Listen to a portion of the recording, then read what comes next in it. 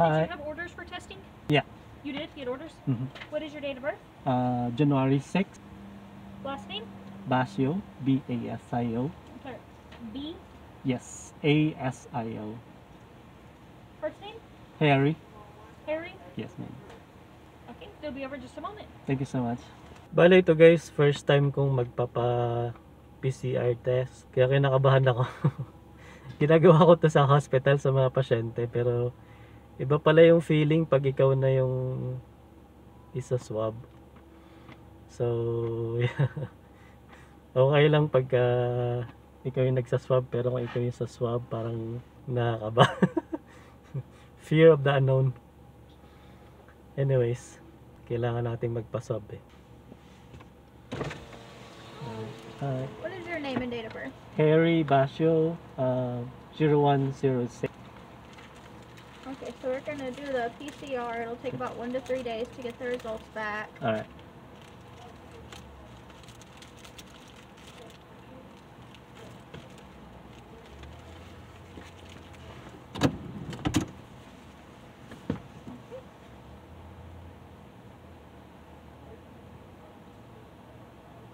One more.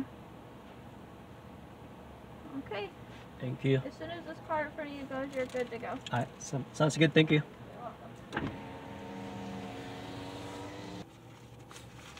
Pinigilan ko hindi matching guys, pero na-hatching talaga. Yeah, tsaka tutulo yung luha mo kasi na-stimulate yung ano mo, lacrimal glands pagka tinutusok yung ano mo, yung ilong mo hanggang nasopharynx. So yun guys, 1 to 3 days they're gonna send us the result. Let's see kung anong result.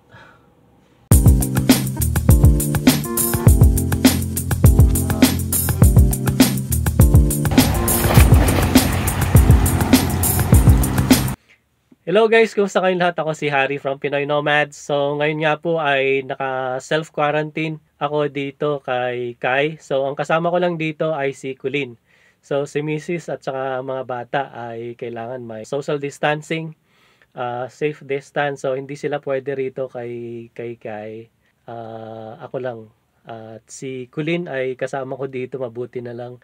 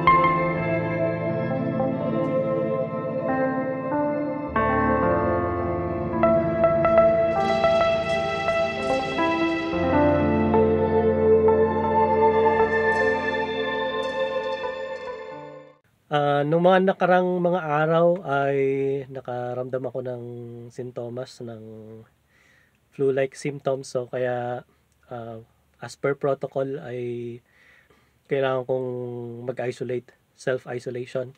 Ang self-isolation ay from 12 to 14 days. So naka 6 days na ako sa ngayon. At yun, I still feel weak. So, kung mapapansin nyo yung medyo matamlay yung video ko last time. Kasi nga may sakit na ako ng time na yon. Pero I'm okay guys, so don't worry about me. Buhay pa naman ako. So, I'm still alive and kicking. And yeah, medyo masama lang talaga yung pakiramdam ko until now. So I'm still having sore throat, muscle pain, headache, and then hindi ka ano, it's hard for me to swallow, and then yung sense of taste ko ay nawala.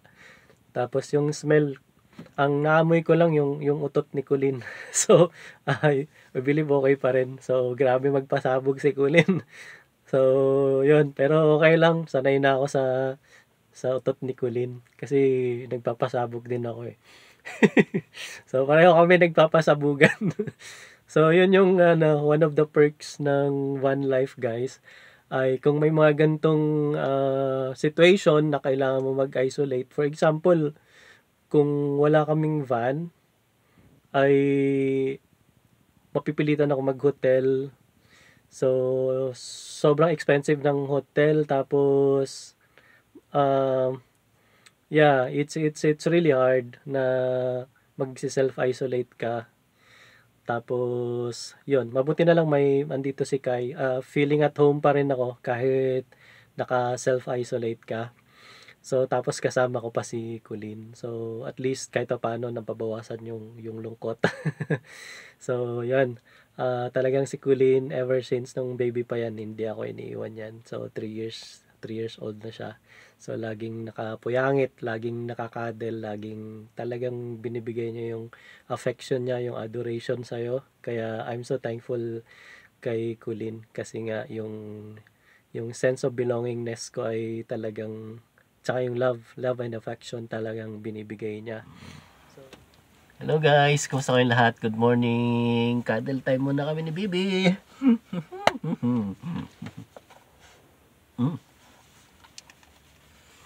So, sobrang love ako nitong batang to. Hindi niya ako iniwanan. Lagi niya ako hindi iniwanan. Lagi niyang gustong nakapuyangit sa daddy niya. So, simula pa nung baby pa siya hanggang sa ngayon, talagang grabing. Kung saan ako pumunta, para siyang shadow. Kung saan ako pumunta, doon din yun. Kahit sa toilet, sa CR, nakaabang yan sa may pinto. Inihintay niya ako. Tapos pagka umaalis ako, talagang grabe yung separation anxiety niya. Tapos pag dumadating ako, talagang sobrang tuwan-tuwa siya. Pag dumadating ako galing work or kahit saan. Tapos yeah, talagang umiiyak siya. Tsaka tuwan-tuwa siya na makita ako. Kaya sobrang love na love ito ng daddy. Grabe yung loyalty ng mga aso, guys. Kakaiba. Talagang yung unconditional love ng mga aso, napakatindi. Talo pa minsan ng tao. Di ba, babe? Di ba? Belly rub na. Belly rub. There we go. So, gustong gusto niya yung belly rub.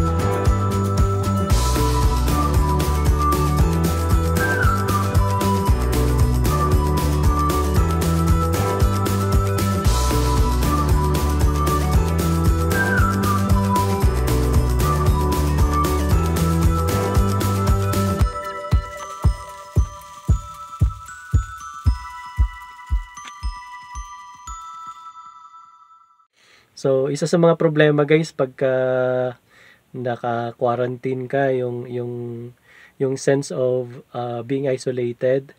So, yung feeling mo wala wala nang mga tao diyan sa tabi mo. For example, yung loved ones mo, yung misis ko, tsaka yung mga anak ko, hindi mo pwedeng lapitan kasi nga ah, just in case mayroon kang virus ay baka mahawa mo sila. So, yeah. So, yung being isolated na feeling ay isa sa mga napaka ano napaka bigat na feeling sa mundo. So anyways, kasama ko naman si Kulin saka God is in me. So I don't have to worry.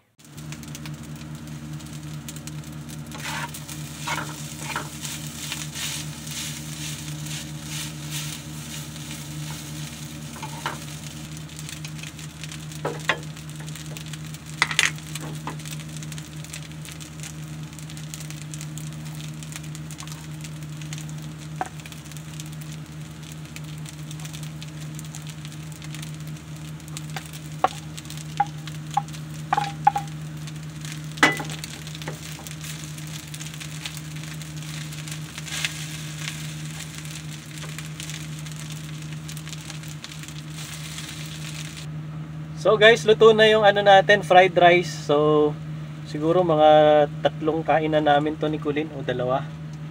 So napakasarap. Kompleto recados. So tapos magano naman tayo. Takpan muna natin and then gawin ko lang tong soup.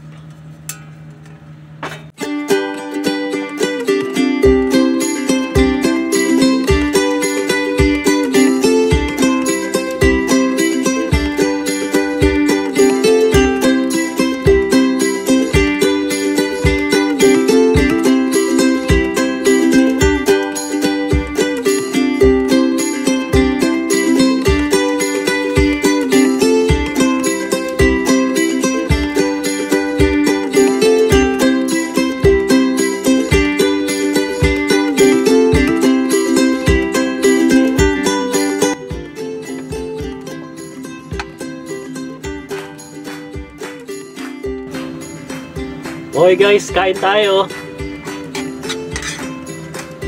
So, simpleng pananghalian.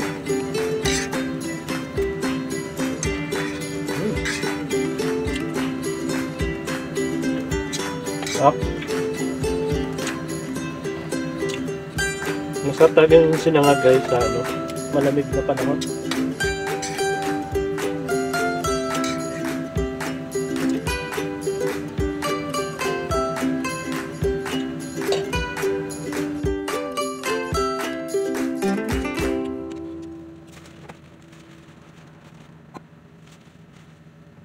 Okay guys, so yun, best thing about this ay nakapagpahinga ako ng 12 days. So next week pa ako papasok.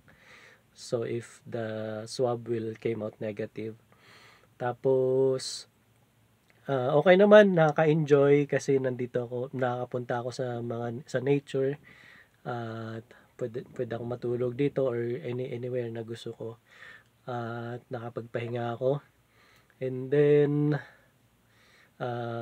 it's my time to think things out. So kasi pagka busy ka sa work, minsan wala ka ng time mag-isip, magplano. Mag-meditate about sa mga future plans sa buhay mo. So pero ito ngayon ang dami kong time. And then ini-spend ko rin yung time ko sa paggagawa nitong pagka hindi ikahiga-higa, hindi ako nahiga. So, ang ginagawa ko to, yung van, unti-unti kong nire-renovate, makita nyo, hindi pa tapos. Pero itong bed, nagawa ko na yung bed.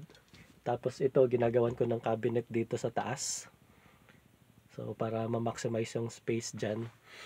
Tapos, yeah, marami pa akong mga projects dito na gagawin. I hope na matapos. Pero kung hindi matapos, no problem. At least may nagawa. So, mahirap kung may sakit ka tapos lagi kang nakahiga, feeling mo lagi kang mahina, ay lalo kang manghihina. Kaya ang ginawa ko, napunta ako dito sa ganitong mga lugar para hindi ka feeling mahina. Tapos, yun, exercise, yung breathing exercises, kasi usually yung virus na to tatamaan talaga yung lungs mo respiratory talaga tong unang inaatake niya.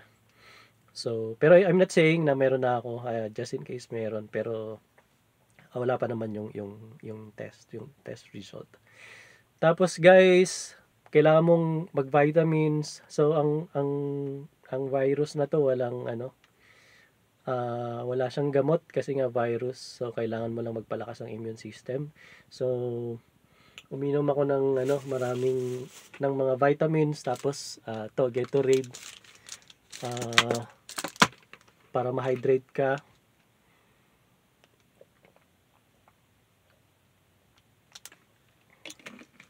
Tapos pag masakit yung katawan ko tsaka yung ulo ko, yung ginagawa ko, uminom lang ako ng acetaminophen, yung paracetamol para mawala yung sakit. Tapos yun, pagka hindi talaga kayang bumangon, itinutulog ko, pinapahinga ko. Tapos chill lang dito sa Kaykay. Tapos guys, wala naman akong lagnat. Hindi naman ako nilagnat. Okay pa naman. So, kaya, yun. Salamat sa Diyos na kahit may masamang pakiramdam ay hindi grabe. So, mild to moderate lang yung symptoms. So, yun guys. Pasensya na kayo. Hindi ako nakagawa ng mga videos for the past few days. So, yun yung dahilan kasi nga masama yung pakiramdam ko. So, yung last na video ko ay, masama na yung pakiramdam ko nun, kaya medyo matamlay na ako nun. So, guys, bago magtapos yung video na to, gusto ko lang i-shoutout yung nanay tsaka tatay ko sa Palawan.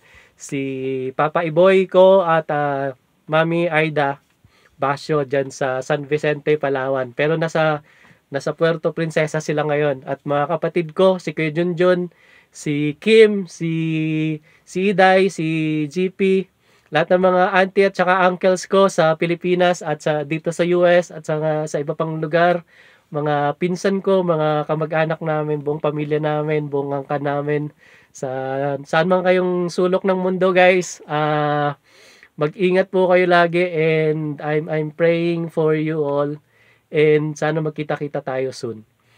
And thank you so much guys sa lahat ng mga subscribers natin. Sa mga hindi pa nagsusubscribe, please subscribe our YouTube channel para mapanood nyo po yung ibang mga videos natin and ma-update po kayo.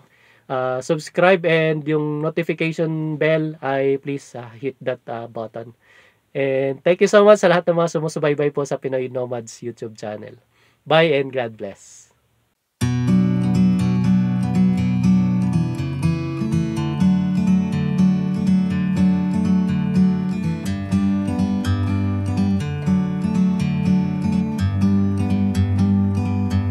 Like a bird on a tree, I'm just sitting here. I got time, it's clear to see. From up here, the world seems small. We can sit together, it's so beautiful, you and me. We meant to be in the great outdoors, forever free.